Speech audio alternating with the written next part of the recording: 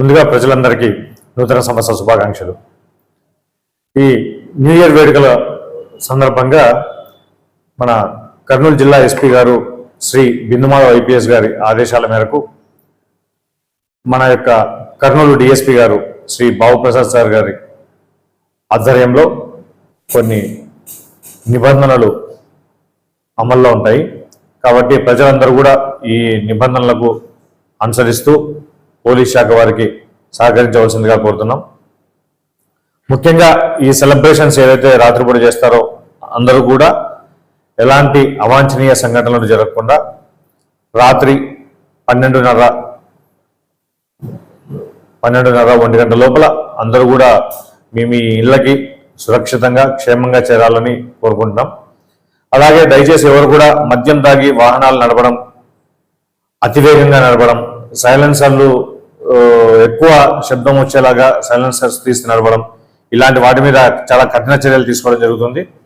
వాటి మీద ప్రత్యేక నిఘా కూడా ఏర్పాటు చేయడం జరుగుతుంది. వీటి మీద ప్రత్యేకంగా బయట నుంచి కూడా మనకు బందోబస్తు ఆఫీసర్స్ రావడం జరుగుతుంది. సో ఎవరు కూడా ఈ విధంగా మద్యం తాగి నడపడం కానీ డ్రంక్ అండ్ డ్రైవ్ టెస్టులు ఉంటాయి. ఎవరు కూడా ఇలాంటి చర్యలు చేయకూడదని చెప్పేసి తెలియజేస్తున్నాం.